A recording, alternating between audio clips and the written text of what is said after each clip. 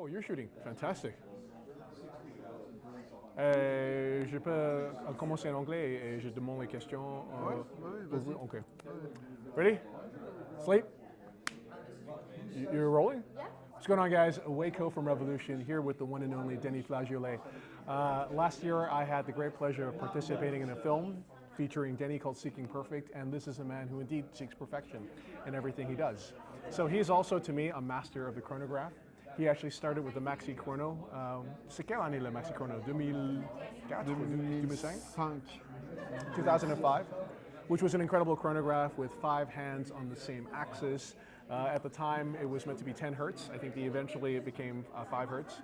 And it was a truly revolutionary chronograph with 3 different types of clutch systems. Trois embrayages différents, oui? Trois embrayages différents, 3 roues à colonne. And 3 column wheels as well. So now we have a new chronograph. It is the DB8, spelled EIGHT, as opposed to using the number. And it is a phenomenal chronograph, which is a little bit more accessible in price. Now, looking at the architecture of the movement, maybe we'll start with the movement first. It's absolutely stunning.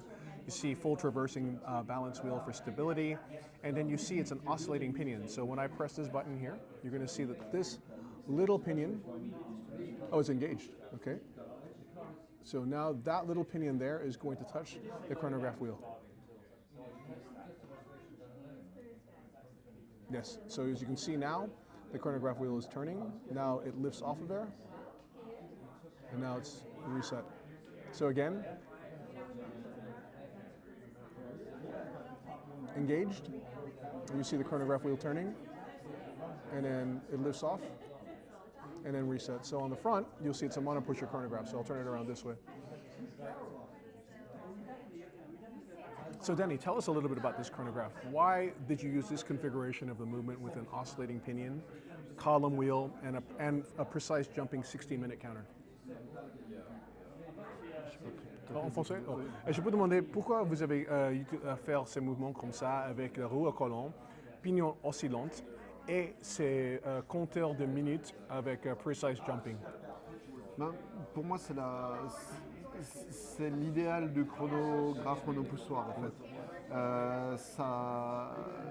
Le pignon oscillant sur le chronographe, sur l'embrayage est simple et efficace pour ce genre de montre.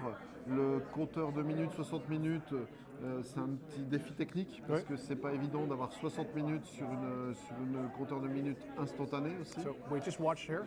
So as the second hand goes past 12, you'll see that it jumps forward on the minute counter precisely by 1, right? And this is accomplished because there's a cam on the chronograph seconds wheel, right? Oui, il y a une cam qui vient à chaque fois qui vient prendre instantanément la roue. Yeah. Et donc c'est une fonction très fine en fait. Right. So there's a cam, and then basically it jumps down, it pulls the lever forward each time it passes the 12 o'clock. So you cannot be in the wrong minute. This is like the Longines 13ZN back in the day. Lange and the Datograph has this as well, and then Patek in their in-house chronograph movement, the CH29 features this as well. But pour faire 60 minutes, c'est plus compliqué, oui? C'est plus difficile parce que les dents sont plus petites, okay. L'isolation demande plus de précision. So it has to be more precise because the teeth are very small for a 60-minute counter, and that's really cool.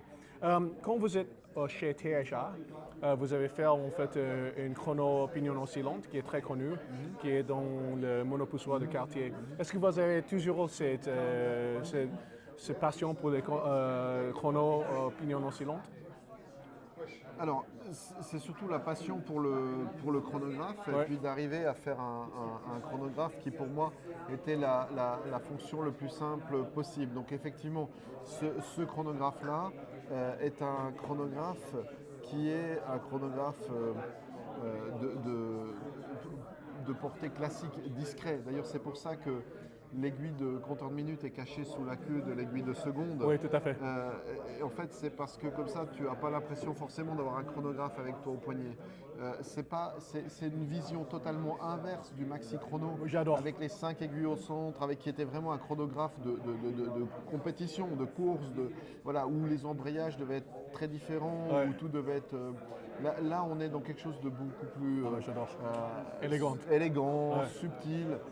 Et donc, c'est ça qui était important pour moi, pour ce chronographe-là, en fait, et cette recherche-là. Et de continuer la recherche d'IATHA d'il y a plus de 20-25 ans. Incroyable. So I was asking, Denny, when he was at THA, where he was with François-Paul Journe and Vanny Halter, they created a very famous oscillating pinion chronograph movement, which eventually ended up in the Cartier monopusher chronograph. So I said, do you like this solution? He said, okay, the idea behind this chronograph was in some ways different from the idea of the maxi chronograph, which was all about a maximum amount of legibility, maximum amount of visibility on the dial, and full of action.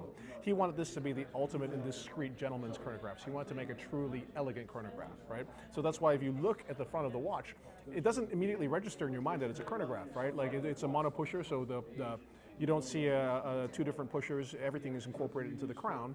And even when you look at the dial, you could easily think it's like, okay, it's just a four-hand watch. But in fact, you've got a chronograph function, and that which normally looks like a second subdial is in fact a 60-minute counter. So it's all about subtlety, it's all about discretion, which also informs the design. Le design, l'esthétique de le montre, c'est très souple. Oui, discret, Ouais. classique, aller épuré au maximum. Oui, tout à fait. Et the maximum of purity. Au niveau de taille, c'est une taille très raffinée aussi. 42 mm, mais 42. simplement, la pression qu'il y a, c'est que le cadran est tellement ouvert, la lunette est tellement fine Ouais. qu'on a l'impression qu'on a une très grande montre en fait. So it's 42 mm in diameter, but because you've got such a big opening for the dial, because there's the bezel is contained to the minimum, it feels very big. It's very easy to read. It's great for me because my eyesight's terrible, and I'm able to read this perfectly. So and l'épaisseur, J'ai plus en tête. c'est and the thickness, je pense que c'est 9 quelque chose. Par là, ouais. So it's just above 9 mm in terms of thickness, which makes it also a wonderfully discreet watch. I mean, it's a gentleman's chronograph, an elegant chronograph, and I love it. So, c'est magnifique. Denis, je peux vous demander sur la montre de Swizz Beatz. Oui, C'est in digital, oui. oui. So this is a watch that was blowing up on social media a couple of weeks ago. This is a watch that was created for Swizz Beatz, and it's a zirconium case with this very beautiful sort of deep pink color treatment that's done on the base plate, which is also the dial, incidentally. And now this is an interesting digital also because the original digitals had a three-dimensional moon face indicator on the back. Mais c'est pour diminuer l'épaisseur, vous avez enlevé le moon face? Non, en fait, l'idée c'était de refaire une montre, digitale. C'était pas de refaire une réédition. Ok. C'était de continuer d'avancer sur cette montre qui est très agréable. Alors effectivement, c'est encore plus agréable parce qu'elle est effectivement moins épaisse vu qu'il n'y a pas la lune. Et puis voilà, on n'a jamais fait avec la boîte zirconium ni titane. On avait fait toujours des boîtes or plus lourdes. D'avoir le cadran aussi titane colorisé. En fait, c'était de reprendre les codes de départ, mais Oui. de faire une montre différente, une nouvelle montre. C'est magnifique. Voilà, j'arrive pas dans ma tête à imaginer de refaire une réédition. Par contre, on a des beaux objets et puis on peut les faire évoluer dans le temps et dans la marque, tu vois. Oui. C'est surtout ça. Et finalement, je peux vous demander, il y a une cloche rouge qui est magnifique. C'est un parti de Bethune, mais avec des oiseaux aussi. C'est quoi cet objet d'art? Chez Rush, Oui.